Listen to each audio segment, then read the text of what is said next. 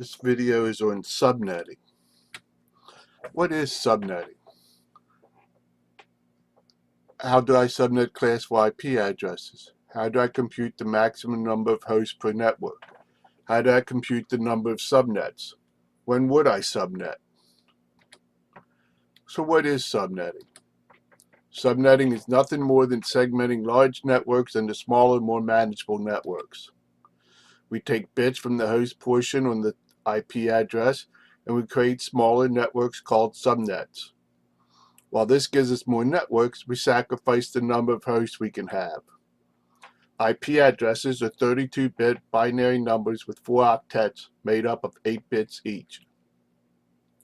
It is represented in dotted decimal form like this, 192.168.1.1. But in binary it looks like this, ones and zeros, 4 octets with 8 bits each. Dotted decimal is what humans use. Binary is what the computer uses. A 1 equals yes or on. A 0 equals no or turned off. How do I subnet a classical IP address? Classical IP addresses are broken into 5 classes, A through E. We only need to worry about the first 3. Class A, 1.0.0.0 through 126.255.255.255 with a default subnet mask of 255.0.0.0.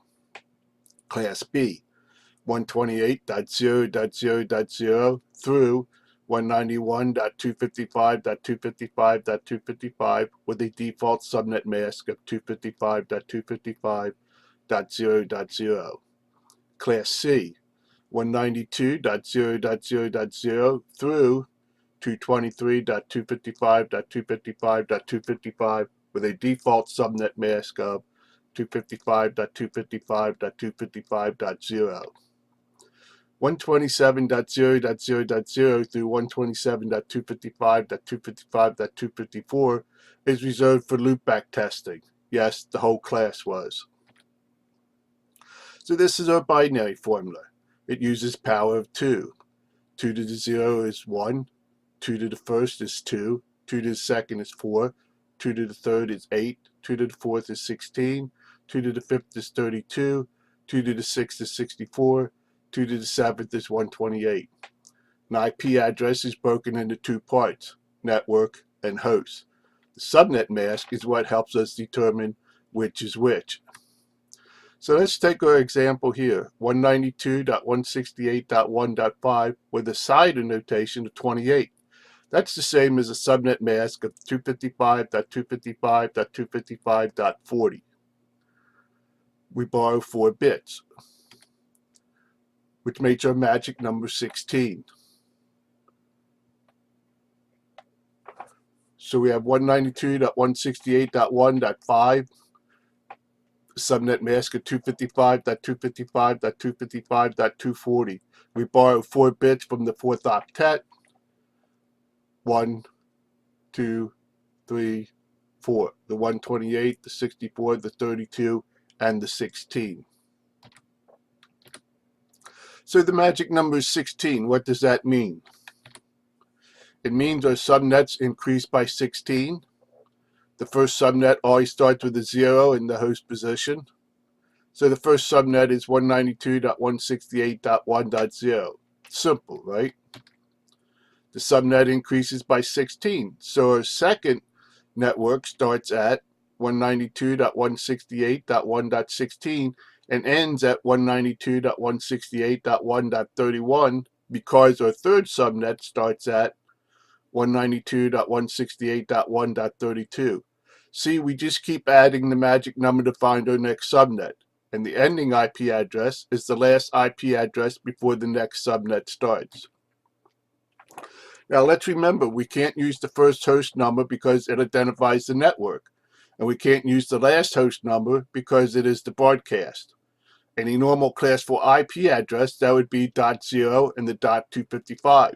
But in subnetting, the first number is not always a .0, and the last is not always a .255. In our example, the second subnet started with a .16 and ended with a .31, right? 192.168.1.16 through 192.168.1.31. So our first usable host ID number is .17, and the last usable host number is 30 in our example for the second subnet. There's a difference between a valid host number and a usable host number.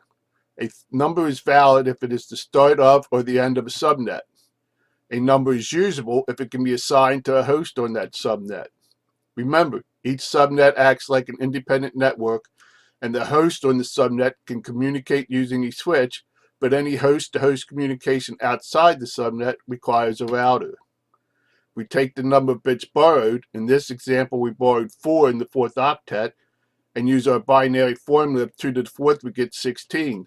So there are 16 subnets. 0, 16, 32, 48, 64, 80, 96, 112, 128, 144, 160, 176, 192, 208, 224, 240. We can't have a 256, so it ends with 240. If I take the number of bits not borrowed, again, in this case, we borrowed 4 from the 4th octet and left 4. Again, we use our binary formula, 2 to the 4th, and we get 16.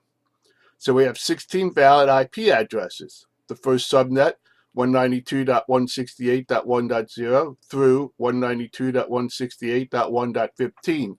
Second subnet, 192.168.1.16 through 192.168.1.31, and on and on and on. We can't use the first or the last, so we subtract 2 and we get 14 usable host IP addresses. Summary. In summary, we would subnet whenever we need to segment a larger network and a smaller, more manageable network.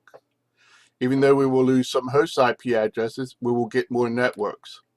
This was just a basic video on how to subnet and was meant to give a basic understanding of subnetting class IP addresses.